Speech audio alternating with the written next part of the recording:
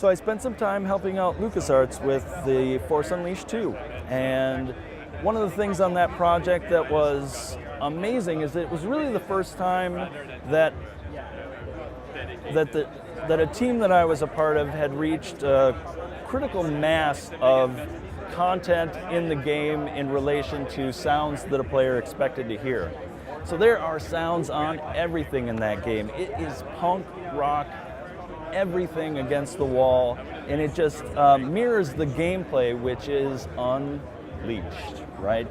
And so in order to then take all of that authoring and all of those sounds that are happening everywhere, we then went to the states and applied state-based mixes in order to help focus the player and make sure that they were getting exactly the perspective that they needed during a level or during a particular gameplay state. So for instance, you're up in the air, you're about to do a special lightsaber move, and we'll invoke a state in order to accent what's going on with that, so that you get the satisfaction and the reward for pulling off that maneuver. And so states helped us give the player the focus that we wanted with all of this content playing throughout, and we still were able to keep it clean and deliver the experience that we wanted. Yeah, we use GameState a lot with Outlast. Basically, we were able to input a lot of sound feedback to the player, and basically heartbeat was one of them.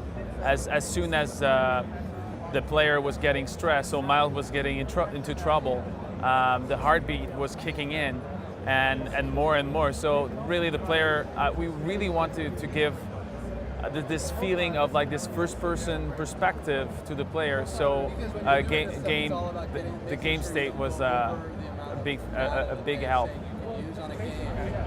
you guys use game states? Oh yeah, all over the place. Yeah, an example in Peggle 2 of using game states would be there's all these different master characters. And so whenever a master character is on the screen, a different game state is called that refers to that master. So for peg hits, for example, which is the biggest part of the game almost, we're able to change the sound of an individual peg hit with one event attached to that peg hit, but by using a state to switch what sound is playing. Talk about RTPCs or like game states. Sure. Let me just think about a good RTPC example for you. Okay, so another example from Peggle for an RTPC use would be, as you're playing the game, the number of balls that you have left to fire out of the cannon decreases. And we have an RTPC attached to the number of balls decreasing so that we can see and change our sounds according to what's happening over that time. And the balls decreasing is reflective of the game intensity increasing, because as a player you're running out of what you need to be successful.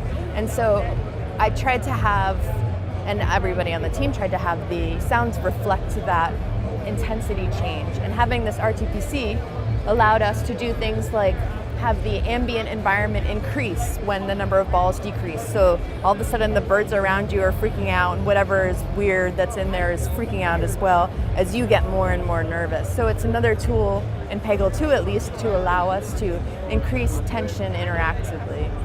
So we use game states pretty heavily in our game actually, for especially the music system. We not only push the level that we're using to WISE to know which music it should play, but we also push threat levels, things like that, enemy proximity, basically how much trouble you're in the game, how stressful the situation is, where's your health. So we'll use a kind of a set of states to create dynamic music with the dynamic music system.